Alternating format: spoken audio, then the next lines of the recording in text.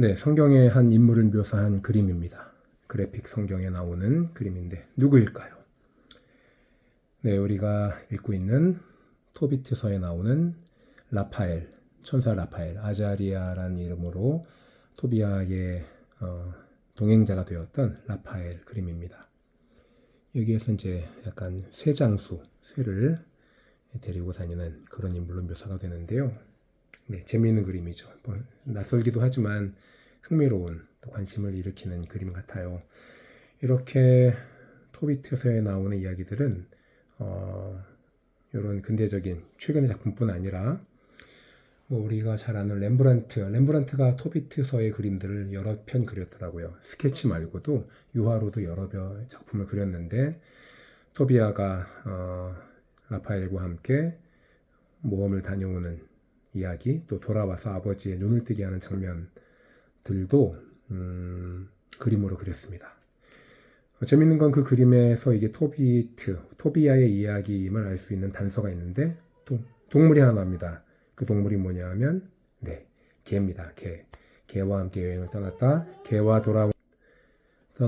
개와 함께 돌아오는 것으로 이야기가 약간 수미상관하게 묘사가 되어 있는데 화가들은 그 개를 어떤 토비아 이야기를 지시하는 단서로 그림에서 활용했던 것 같아요.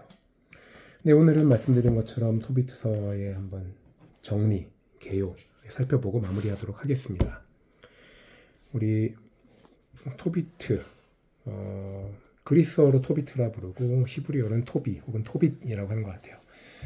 공동 번역이 토비트서였다가 최근 가톨릭 성서가 토빗기로 이름 바꾼 이유는 그 때문인 것 같습니다. 왜냐하면 토비트서는 처음에는 70인역에 포함이 되어 있었지만 정경으로 잘 인정을 받지 못하고 왔던 것 같아요. 그 이유 중에 하나는 이게 그리스어로는 이게 성경이 존재하는데 이게 히브리어 사본이 없었단 말이죠. 그래서 정경 인정을 받지 못하던 터에 1900년대 중반 사회 사본이 발견되면서 거기에 토비트서가 있었던 겁니다. 아람어 사본이 4개가 나오고 히브리어 사본이 하나 나옴으로써 이게 그냥 그리스어로 판본만 존재하는 것이 아니라 실제 아람어로 쓰여졌던 거구나. 이게 이제 좀 증명이 된 거죠.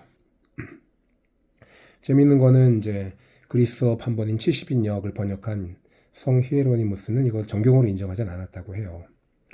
그렇지만 이후에 성 아우구스티누스나 암브로시우스 등은 토비트서를 지지했고 그래서 393년 히포 공의회에 의해서 경전으로 인정된 이후로 지금까지 쭉 가톨릭, 그러니까 기독교 중에서는 개신교를 제외한 가톨릭과 정교회에서는 정경으로 인정받아서 지금까지 성서에 들어가서 읽히고 있고 최근에 가톨릭 성서에서는 이제 느헤미야 뒤에 들어가 있는 것 같아요.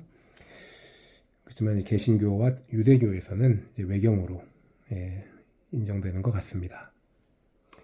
또 이제 정경으로 인정받지 못한 이유 중에 하나는 히브리 성서에는 대부분 히브리 성서 주석서인 미드라시가 있는데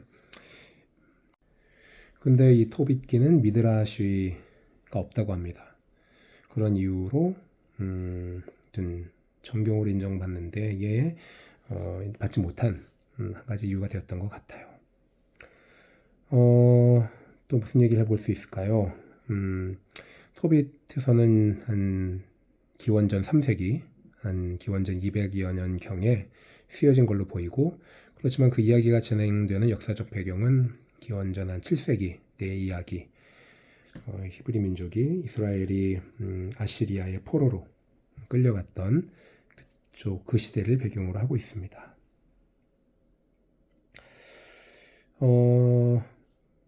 이야기의 제목은 토빗기 혹은 토비트서인데 실제 이야기 진행되는 주요 인물은 그의 아들인 토비아와 아자리아라고 불리는 천사 라파엘이 주 메인 인물이죠. 참 이 책에 보면은 이제 사라, 나중에 토비아의 아내가 된 사라, 또 이렇게 이런 그림으로 묘사가 되어 있습니다. 또 사라까지가 주요 인물이라 볼 수 있는데 그러면 왜 이 책 제목은 토비트서, 토빗기일까? 이렇게 생각해 보았어요. 물론 이제 여러 행동과 이야기 전체의 주인공은 토비아이지만 토비아가 있었던 또 토비아에게 이루어진 모든 일이 존재할 수 있었던 이유는 그의 아버지 토비트 때문이었던 것 같아요.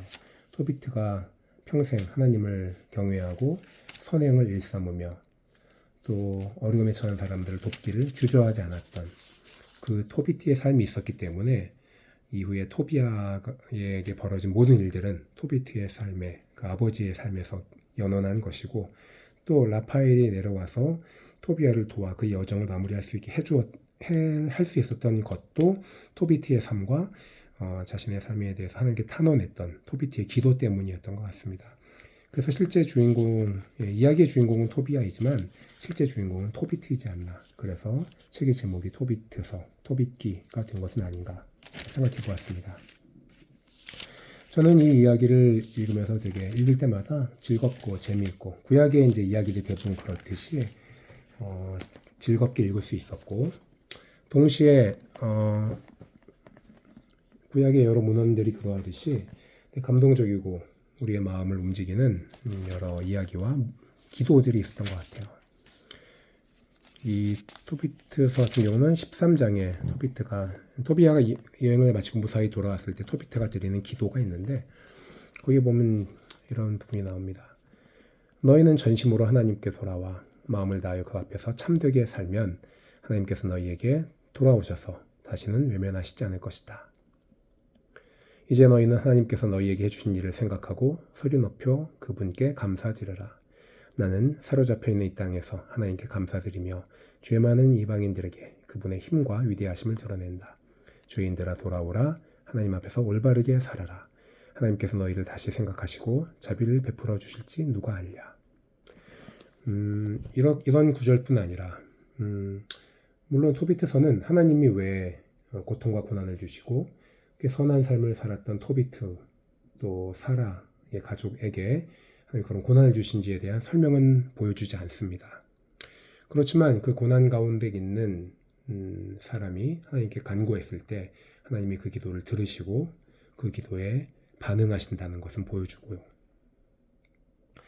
또 선하게 사는 삶이 때로는 보상받지 못하는 것 같지만 하나님께서 그것을 바꾸셔서 또 선한 일을 이루신다는 것들을 다시 한번 확인해주는 이야기인 것 같아요.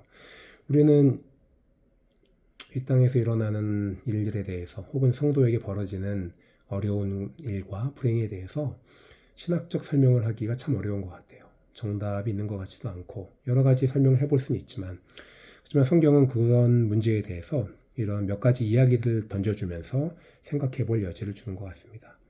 토비트서는 우리에게 선한 자에게 당하는 고난 혹은 고난을 당하면서도 계속 선한 일을 우리가 행하는 어떤 한 사람을 보여주면서 그의 삶이 의롭고 가치롭고 아름답다는 것을 보여주고 또 하나님이 그 삶에 대해서 어떻게든 응답하신다는 것을 하나님이 우리 인생에 대해서 어떤 수학 공식처럼 정답만을 제시하시는 분이 아니라 우리 인생에서 외치는 우리의 탄원과 기도에 어떻게 반응하시는지 또 그 하나님이 참으로 선하신 분이심을 궁극적으로 보여주는 책인 것 같아요.